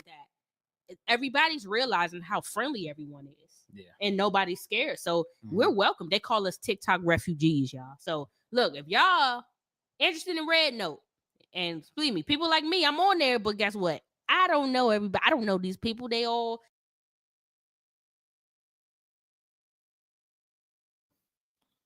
It's definitely propaganda, man. I ain't saying all of it ain't, you know what I'm saying, organic, bro. But you gotta understand, man, this is something where, you know what I'm saying, the Chinese government don't want you to just run away from, you know what I'm saying, being on their out. Of course they want you on their out. That shit makes their businesses blow up, and it makes their money go up. So of course they want, you know what I'm saying, people that's leaving TikTok to come to Red Note, come to whatever other Chinese apps, man. They had a Chinese version of TikTok in China. You know what I'm saying? While all them engineers doing badass shit, they showing Chinese in so many different ways and shit.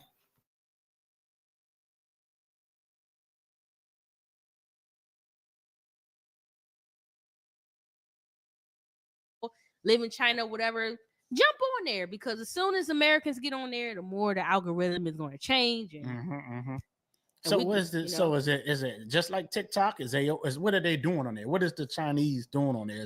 Are they doing dances? Are they just talking? They talk about their lives. It's the same thing. They're teaching, but you know what? Just like the foreign, just like Asian, their videos, they're teaching a lot. I noticed them teaching a lot. They're talking a lot about the government. They really don't talk about their own government. So I'm kind of thinking that maybe there's a thing with that, but they want to talk about our government. So, like I see so far from what I scroll, I see some people with personality. They're talking about their culture. They're talking about things that are just privy to them. Their culture, what they do. You haven't added it yet? Yeah, man, I'm going to add it. I really don't do it, but yeah, it's different. I still got to spend some time on there. I only really spent about 15 minutes scrolling and looking at the people on there. But y'all, if y'all can check out Red Note, if you're not scared to get on there with Chinese folk and actually enjoy them, because they're great and lovely and they're very friendly and they're all welcoming us TikTok refugees over there. So just in case, at least we'll know them, so we'll be comfortable. So if they do truly ban TikTok, in 9 months. We will be comfortable over there. You see what I'm saying? So it's a little uncomfortable for me. I'm not gonna lie. I'm a little uncomfortable I right don't now, know but about that one, I y'all. haven't been on it long enough to I get don't know about comfortable. going So over the I red plan note. to get comfortable. You know what I mean? Okay. Anyway, but outside of that, that's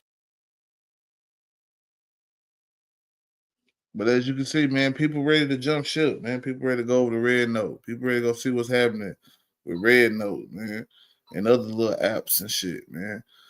But these things might put us as Americans at risk, man. To be honest with you, you know what I'm saying? Just to tell you the truth.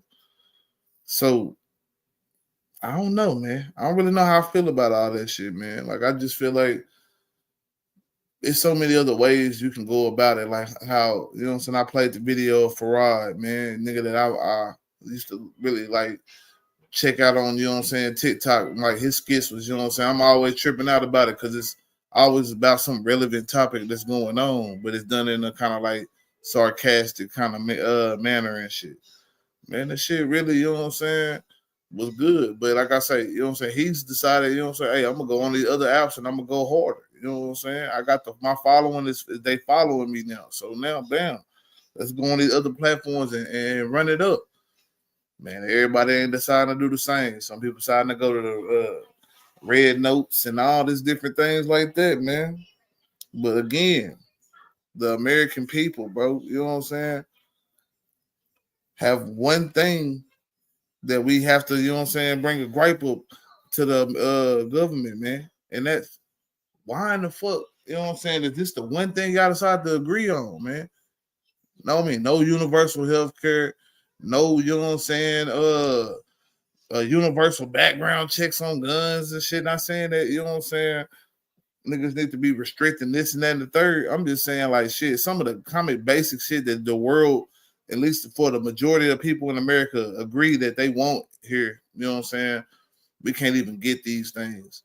But when the majority of Congress decided, oh, okay, this TikTok thing is a national security threat, without bringing up any tangible part of where this threat comes at, and where the threat lying at, where's the connection to the Communist Party? I can pull up documents of Facebook's connection to Russia, yet we are still having Meta after, you know what I'm saying, all these times. There's multiple elections that, you know what I'm saying, that Facebook has definitely had some part in putting out false information on these shit, man. A pandemic. But it's okay when Facebook do it, when Mark Zuckerberg do it. We see what Elon doing with Twitter right fucking now, man. But TikTok is the threat. I don't know, man. TikTok waking people up, dog. TikTok is waking people the fuck up. And I think that people don't want to see these niggas waking up, bro, to the fact that, you know what I'm saying, our government really don't be giving a fuck, man. And it's not to say that China is better. Oh, go run to China. Because I'm thinking, hey, bro, y'all niggas tripping trying to go run to China. But to really think that America is just like this holier than thou place where everybody is included and everybody is welcomed and everybody is, you know what I'm saying, appreciated. That's not the fucking case, nigga. It's never been the case, man. Salute to 985J, man. Real talk. But what I'm gonna tell y'all, bro, is that our government, man, decided that this was more important than these wars or the money that we even sending to people who fighting wars that we're not even supposedly actively in, like Ukraine, like this Israel ceasefire thing, you know what I'm saying? All this different shit like that, man. All this money that we've been wasting, the artillery and shit that we've been giving away. You know what I'm saying? We ain't decided to stop none of that. We ain't decided to, you know what I'm saying, do so many different things, you know what I'm saying? Figure out what we're gonna do with the homeless people. What we're gonna do with our veterans. Let's just say we ain't gotta even worry about the homeless people that ain't veterans. Let's go fix the veterans, the people that fought for this country, that made shit what it is like it is now. You know what I'm saying? They was a part of that agenda in some type of way. Why not take care of these motherfuckers? You ain't gonna take care of the people that fought for your ass? that believed in everything that these people tell us, all the shit they tell us about America, the land of the free, the home of the brave. You know what I'm saying? These niggas went and lived and died for that shit. And you know what I'm saying? The people that lived and come over here and fucked up can't get, you know what I'm saying, prescription pills, you know what I'm saying, at a decent rate. I got multiple veterans in my family, uncles, nigga. Shit, pills going up every day, nigga. And the fact is, why are they prescribing these niggas pills, man? When I find this shit on TikTok that's talking about these holistic ass, you know what I'm saying, remedies and shit like that. Why ain't some of these getting brought up into the factor in that play? Why is everything got to be a pill? Why everything got to be a pill or a shot? That's why people starting to distrust all this shit, man. Real talk, man. But man, I'm gonna let this white homie from TikTok, man. He gonna speak on how a lot of this shit is a facade, man, that we live in here in America, man. You know what I'm saying? You gotta open your eyes to it. Fuck a new app. Enough with where are we going after TikTok closes down, because I think y'all are missing the point. Loud reminder here that over 10 years, we have never seen a more politically divided system than we have today. Left versus right. But there's one thing over the past 10 years, one thing that both sides of the aisle have unanimously and quickly agreed upon: the banning of TikTok. They say it's because of national security, but we have many, many politicians on this app using it right now. They specifically said in their hearing on Friday that they were worried about young people growing up and then ending up in positions of power in the government with TikTok having their data. The last two presidents of the United States are on TikTok. They've been on this app for years campaigning. This is what it's really about. And they said this verbatim on Friday. Their main concern is that this app will cause Americans to rise up against leaders in our government. Let me say that again so it sinks in. They are scared that this app may finally cause the American people to begin to oppose their political leaders and take control of their own government. They're already seeing it happen and they need it to stop, okay? Not a coincidence that the ban goes into effect on January 19th, literally the day before power shifts in the White House. Not a coincidence that they packaged the TikTok ban with a bill that provided over $10 billion of foreign humanitarian aid to further incentivize members of Congress to vote for the banning of TikTok. Not a coincidence at all that they don't give a shit about Temu, an app that has over 70 million American users that collects way more data than TikTok does. It has way less safeguards currently in place from the Chinese government accessing that data. Not a coincidence that every major corporation in our entire country has been lobbying and paying off our government officials to vote for the banning of TikTok. Did we all just forget that 2 years ago Facebook paid GOP firm to malign TikTok and was boosting messages calling TikTok a threat to American children? It's no secret that Meta stands to make billions of dollars from this shutdown. And by the way, guess how many members of Congress and the House of Representatives personally own stock in Meta? Yeah, try all of them. By April of last year, Meta was one of the top 10 stocks that members of Congress and the House of Representatives were purchasing. Still think they're just banning TikTok because of China reasons? Zoom out even further. TikTok is not just a danger to our political leaders, and it's not just Meta and Instagram, guys. TikTok is threatening every major corporation in America. Messing with all of their money. Amazon's biggest competitor is TikTok by far. Netflix, streaming services are all competing with TikTok now. They're fighting for your entertainment hours. Every hour you spend on TikTok, you're not spending watching one of their shows. And the numbers prove that. Streaming has declined drastically over the last 5 years in the United States. Hollywood is absolutely screwed now. We've completely changed that industry. I mean, even look at how we interact with celebrities and movie stars now. We're totally disillusioned with all of it. We used to treat TV stars and movie personalities like they were figures to worship. Now we don't let them get away with anything. We just troll them all day on this app. Spotify, Apple Music, the entire music industry is completely flipped upside down on its head because of this app. Labels can no longer gatekeep and control what music we listen to. We get to choose ourselves. It has completely leveled the playing field for independent artists, and labels don't like that because now they can't make money off of our music. Every major news source has lost viewership. They're all laughing stocks now. Nobody watches the news unless they're over 65 years old. And don't even get me started on the biggest one of all, big food and big pharma. Remember all the protests we coordinated against Kellogg's and Heinz and how much money they lost because we all band together on this app? TikTok has allowed us to pull the veil away from the American people and realize how these these big corporations are literally poisoning us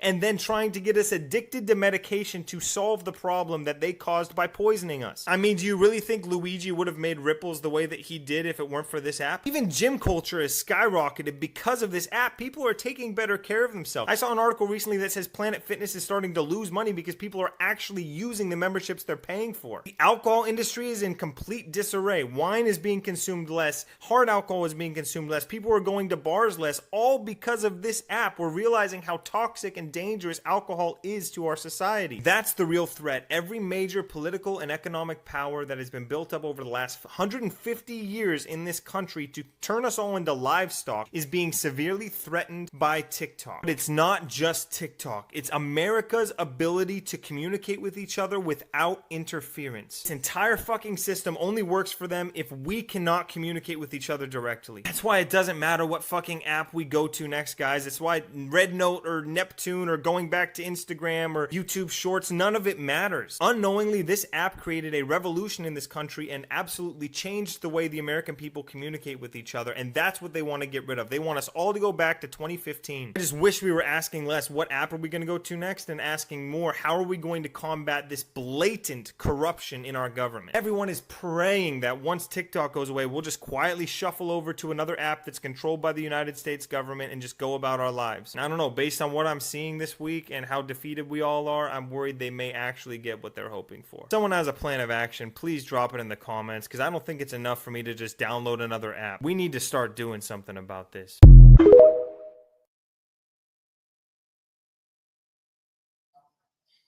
Simple and plain, man. We need to do something about this shit, man. We can't just sit here and act like, you know what I'm saying, it's the app. It's TikTok that's making us do all this. That's why I feel like one of his biggest problems in the message that he even gave, man, is how much credence you giving to TikTok as if those creators didn't create TikTok, bro.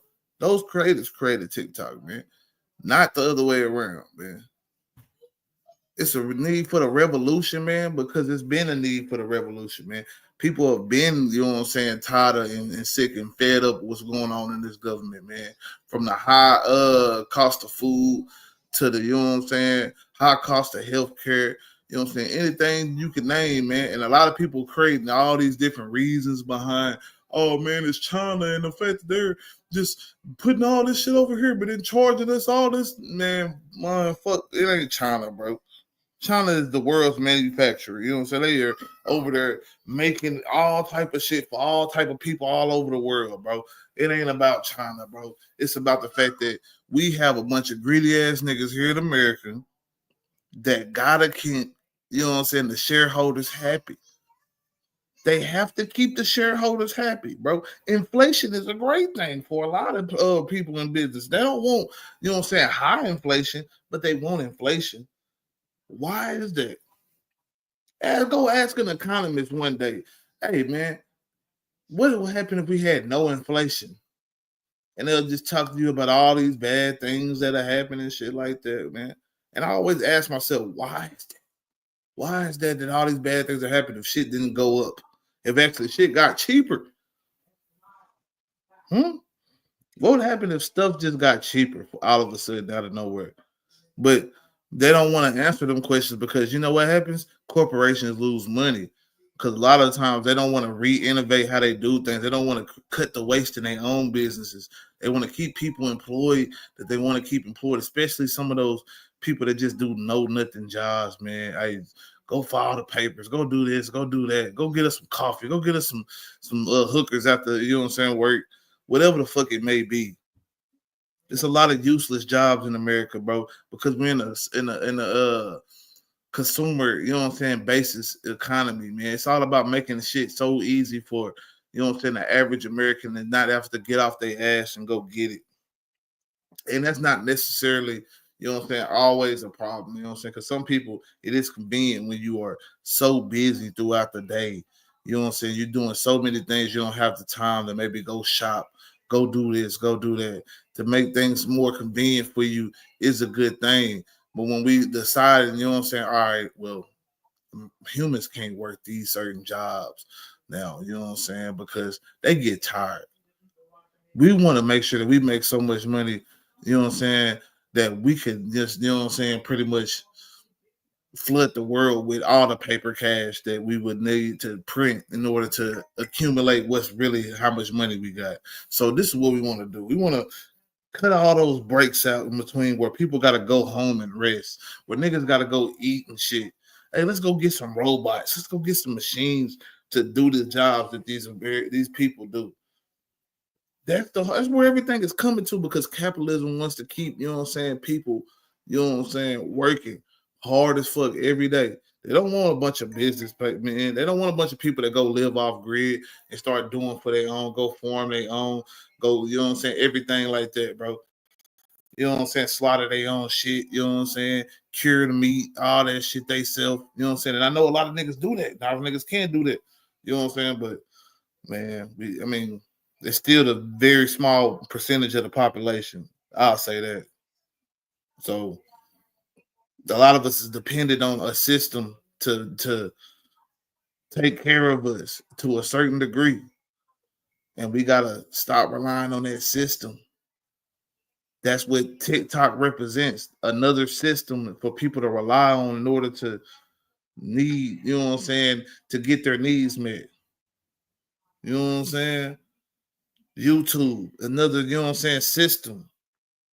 You know what I'm saying? A lot of shit they talk about on TikTok, you will never hear over here.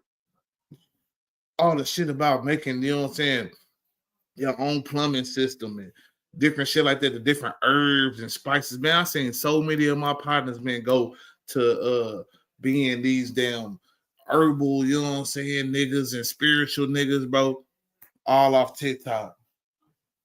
And a lot of them say, man, it wasn't because of TikTok. Yeah, it was, bro. Because niggas was not on that, bro. But all of a sudden, you own that now. But I really want to get down to the bottom of it. Is it legal? Is it really legal, man, for them to, you know what I'm saying, ban TikTok with this whole First Amendment shit? Because I've heard the First Amendment shit get mentioned multiple times, man. And I mean, I don't know.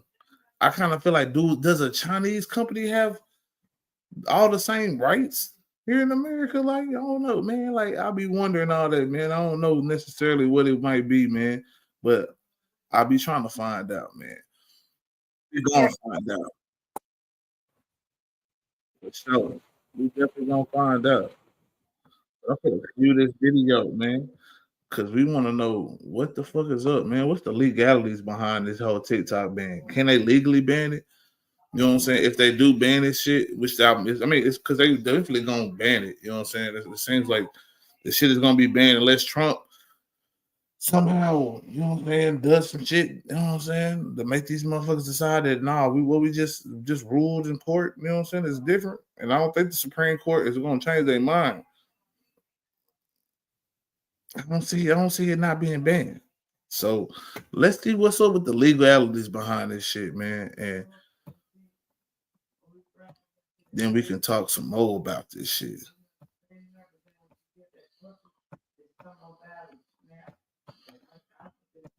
The Supreme Court refuses to stay the execution of the law that, effective January 19th, forces TikTok to be sold to a U.S. company or to shut down. You might have seen customers react to the U.S. government trying to ban TikTok over concerns that its Chinese parent company could exert too much control and provide information to the Chinese government by downloading a TikTok clone that is literally run by the Chinese government. How did we get here? Now, as you probably know, TikTok is a foreign-owned tech platform operating on American devices. Chinese technology company ByteDance launched the app in 2016. It now has over 1.5 billion active users, including about 150 million Americans. Now, many Americans make their living by making short films on the app, and TikTok's creators say that other social media platforms lack TikTok's organic reach and collaboration tools. Some have said, quote, they have posted the same content on other platforms for years, but only TikTok has fostered their communities and allowed them to reach broad audiences.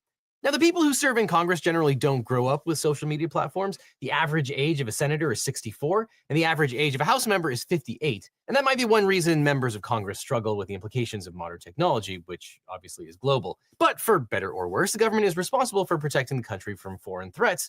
but it also has a duty to ensure Americans have civil liberties. Now, the courts traditionally defer to the federal government in matters of national security. And along those lines, on April 24th, 2024, Congress enacted the Protecting Americans from Foreign Adversary-Controlled Applications Act. The law prohibits the distribution, maintenance, or provision of internet hosting services for applications controlled by foreign adversaries. The act identifies China, North Korea, Russia, and Iran as foreign adversaries of the United States who are not eligible to purchase apps. The law officially bars Americans from using apps controlled by those countries. And the law requires ByteDance specifically to sell TikTok to remove, quote, foreign adversary control. And failure to comply results in a ban within 270 to 360 days. Now, the Supreme Court generally considers laws targeting specific speech as presumptively unconstitutional. In 2020, Donald Trump issued 2 executive orders banning TikTok, but the federal courts blocked both of those. So many legal commentators felt the new law was also on shaky ground. So when this new law was passed, TikTok and a group of its users sued the government, once again arguing that the act is an unconstitutional intrusion on free speech rights. Quote, by banning all online platforms and software applications offered by TikTok and all ByteDance subsidiaries, Congress has made a law curtailing massive amounts of protected speech.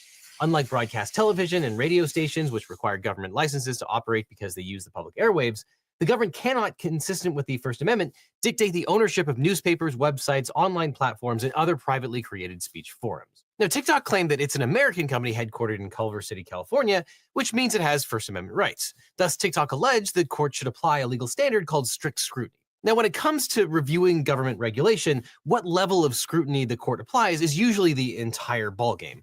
When a court applies strict scrutiny, the government must show that the law is the least restrictive means of advancing a compelling governmental interest. And that is a very, very hard standard to meet. Strict scrutiny applies when a law regulates fundamental rights like freedom of speech. Now, normally when courts are reviewing governmental regulation, if it doesn't involve a fundamental right, the courts apply what's called rational basis review, which basically means if the court can find any rational basis for a particular law, it will uphold that law. Basically, any law that's reviewed under rational basis review is going to be upheld, and basically any law that's reviewed under strict scrutiny is not going to pass muster and then will be found to be not constitutional. And then there's a third option that's sort of a combination of the two. It's sort of right down the middle. It's called intermediate scrutiny. That's used when laws involve a right, but one that's not fundamental. Now, the US government argued that the act doesn't implicate the First Amendment at all. The government rejected plaintiffs' assertion that TikTok is a US company entitled to free speech rights because it's a subsidiary of ByteDance. And ByteDance, as a foreign company, does not receive free speech rights. But what about TikTok's American users? Well, the government claimed that the act doesn't regulate their speech at all. Americans remain free to say whatever they want on other platforms, and in fact, they would continue to be free to say whatever they wanted in a post-divestiture version of TikTok. The government argued that the court should use the rational basis test, which is the lowest level of review, and not surprisingly, the government argued for rational basis review. And as we talked about, the standard there is that the government's actions have to be rationally related to a legitimate government interest. That is an extremely, extremely low bar. The government can usually come up with a rational reason, meaning basically any reason whatsoever that is related to a legitimate government interest, meaning basically any governmental interest at all. All the government has to do is show that there's a hypothetical connection between the interest and the statute's. Stock footage doesn't have the best reputation. Goals. So this litigation went up on appeal. In TikTok versus Garland, the U.S. Court of Appeals for the District of Columbia upheld the constitutionality of the Protecting Americans from Foreign Adversary-Controlled Applications Act. Now, the first question for the court was what standard of review to apply. And the court said, quote, we conclude that the act implicates the First Amendment and is subject to heightened scrutiny. Whether strict scrutiny or intermediate scrutiny applies is a closer question. The relevant portions of the act are facially content neutral, but the government arguably based its content manipulation justification for the act upon the content on the platform. We think it only prudent, therefore, to assume without deciding that the higher standard applied. Now, side note, what does a court mean when it says it assumes without deciding that a certain standard applies? Well, the court is declining to rule as a matter of law that a particular standard applies, usually because the outcome of a case would be the same regardless of which standard the court used. And in something that basically never happens, the Court of Appeals ruled that the government could clear the high bar set by strict scrutiny. Part one of the test is whether the government has a compelling interest. And the Court of Appeals said, quote, the government offered 2 national security justifications. One, to counter the PRC's efforts to collect great quantities of data about tens of millions of Americans, and 2, to limit the PRC's ability to manipulate content covertly on the TikTok platform. The former does not reference the content of speech or reflect disagreement with an idea or message. The court agreed with the government that China posed a, quote, hybrid commercial threat because it had adopted laws that enable it to access and use data held by Chinese companies. Now, does the US have any evidence that China has leveraged these relationships to access American data? Well, it's classified, apparently. It's classified. It's another way of saying we're still investigating that. You know what I'm saying? Not always, because I mean, of course, they might know something. They might definitely know something, but they don't want the American people to know what they know. And that sometimes is a problem for me, man. I don't know. I think that the way we do a lot of shit in America, man, is a problem, bro. You know what I'm saying? Like, why would I not need to know certain information? You know what I'm saying? Why wouldn't the American people need to know what the fuck the risks are and what the threats are? You can't just tell us it's a threat and not give us the reason why it's a threat. Doesn't make sense, man. Oh, just trust me. Just trust me. It's a threat.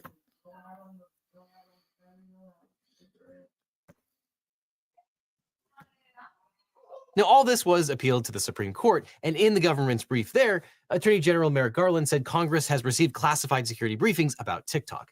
Theoretically, a court could have ordered the government to produce evidence from these briefings in an in-camera review, meaning a secret review, which would ensure the information was kept secret, but so far no court has asked the government to provide evidence of those briefings. So the national security threats are hypothetical. The government predicts that if the Chinese government asked TikTok to, quote, manipulate content for censorship, propaganda, or other malign purposes, TikTok would try to comply with that order. But TikTok asserted that the government's concerns about data collection were made in bad faith. America is the only member of the G7 without a federal data privacy legislation or unified approach to data governance. TikTok and many other apps collect large swaths of data about its users, including device information, IP address, keystroke patterns, activity across devices, browsing and search history, etc., and location data. Now, this is my opinion, but if data collection is a national security threat, then maybe Congress should pass a data privacy law stopping Twitter and Facebook from collecting the same data as TikTok. You know, just a thought. But the Court of Appeals saw things differently. Easy. I don't know why I've been saying this shit for the longest, man. I've been saying this, and then people don't want to hear it, bro. But every other app is taking your information and selling it to different companies. You think all these companies, though they have American bases a lot of times, do you think all these companies are American? Okay, man. All right, man.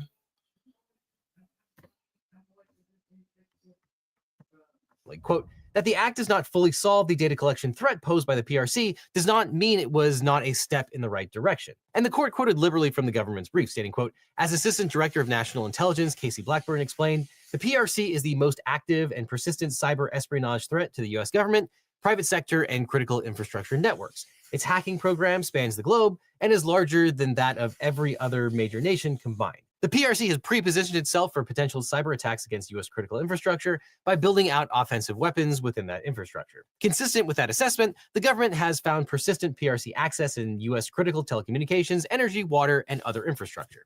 And the court noted that a bipartisan group of legislators concluded that China tracks user data. Quote, of particular relevance to the government's first justification for the act, the PRC has engaged in extensive and years-long efforts to accumulate structured data sets, in particular on U.S. persons to support its intelligence and counterintelligence operations. So the court found that the government's two national security justifications were compelling state interests. And it's not surprising that the court deferred to the federal government's judgment about the severity of the national security threats.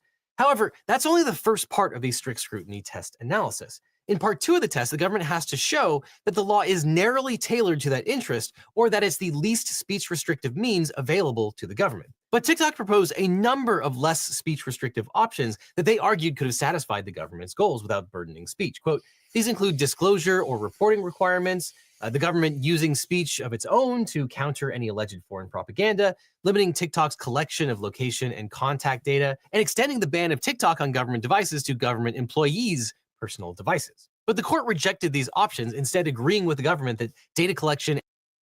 Hi, Dad. I'm happy you're back. You were undercover for years. People come back damaged from that. How much longer is the unit planning on watching me? And content manipulation are not the type of harm that can be remediated by disclosure. Traditionally, the remedy for speech we disagree with is more speech. That's a foundational aspect of the First Amendment. But here, the court rejects this principle entirely. Quote, the idea that the government can simply use speech of its own to counter the risk of content manipulation by the PRC is likewise naive. The court said, quote, "The petitioner's attempt to frame the use of government speech as a means of countering alleged foreign propaganda is beside the point. It is the secret manipulation of the content on TikTok, not foreign propaganda, that poses a grave threat to national security. No amount of government speech can mitigate that threat nearly as effectively as divestiture." The court also dismissed the TikTok creators' argument that the government could achieve its goals by banning TikTok from collecting the data. Quote, "The data collection risks identified by the government include the PRC's ability to use TikTok for bulk collection of data and for targeted collection on individuals." But frankly, it's possible that the court is the one that misunderstands the bulk collection risks, not the TikTok creators. Lots of websites and social media platforms collect the same information about its users, and sometimes more. Again, the US does not have a comprehensive data privacy law, and the court says that the government can't monitor what TikTok does, so it would have no way of knowing whether the app complied with the data collection regulations. As a result, the court says the only option that would meet the government's goals is full divestiture. But frankly, divestiture wouldn't even stop the data collection practices either. Say, for example, that ByteDance did sell the app to somebody else. That app is still free under American law to collect all that information and sell it. That means the law is wildly under-inclusive. And the law doesn't even apply to American companies like Facebook, which arguably has worse data collection and privacy practices than TikTok does. And TikTok also argued the law is over-inclusive, which means it includes more people and entities than it needs to achieve the law's purpose. The act applies to, quote, "another ByteDance product, CapCut, that can be used to edit videos on various platforms, including TikTok, but does not collect user data or present an opportunity for PRC manipulation of content." But the Court of Appeals concluded that everything related to ByteDance is theoretically just as harmful as TikTok. And as for TikTok's free speech argument, the court said that the government is actually furthering free speech rather than hindering it. A foreign government threatens to distort free speech on an important medium of communication. Using its hybrid commercial strategy, the PRC has positioned itself to manipulate public discourse on TikTok in order to serve its own ends. The PRC's ability to do so is at odds with free speech fundamentals. Indeed, the First Amendment precludes a domestic government from exercising comparable control over a social media company in the United States. Here, the Congress, as the executive proposed, acted to end the PRC's ability to control TikTok. Understood in that way, the act actually vindicates the values that undergird the First Amendment. But I guess at least the court acknowledged that the act frequently referred to the content of TikTok speech. Quote, "In fact, the government identifies a particular topic, Taiwan's relationship to the PRC, as a significant potential flashpoint that may be a subject of the PRC's influence operations, and its declarants identify other topics of importance to the PRC." And yet the court agreed with the government that, quote, "the act is not an effort to control the flow of ideas to the public." But TikTok lost in the Court of Appeals and then appealed to the Supreme Court. The justices agreed to fast-track the briefing and held arguments on January 10th, 9 days before the law was set to go into effect. See, when the Supreme Court wants to fast-track something like a private business interest, they can. But it's good that they took 2 years to decide US versus Trump, because that obviously wasn't as important as a dance app. Now, obviously, if you're operating a social media network, you'll want a good lawyer. But if you want a great lawyer, my law firm, the Eagle Team, can help. If you've gotten in a car crash, suffered a data breach, especially if you got one of those data breach letters saying your information might have been leaked, or are dealing with a workers' comp or social security issue, we can represent you or help find you the right attorney. Because it's so important to talk to a lawyer right away so you can maximize your recovery. And by the way, we don't get paid unless you do, so there's nothing up front. So just click on the link in the description or call the phone number of interest in protecting sensitive user data from potential misuse by foreign adversaries, particularly the Chinese government. TikTok apparently poses a significant risk to American citizens because of ByteDance's ties to China, which could enable unauthorized access to personal data of US users. The Supreme Court ruled, quote, "There's no doubt that for more than 170 million Americans, TikTok offers a distinctive and expansive outlet for expression, means of engagement, and source of community. But Congress has determined that divestiture is necessary to address its well-supported national security concerns regarding TikTok's data collection practices in relationship with a foreign adversary. For the foregoing reasons, we conclude that the challenge provisions do not violate petitioners' First Amendment rights." Now, the first takeaway from this opinion is that the court found that the act was a content-neutral restriction. A restriction is content-based if it regulates speech because of the subject matter idea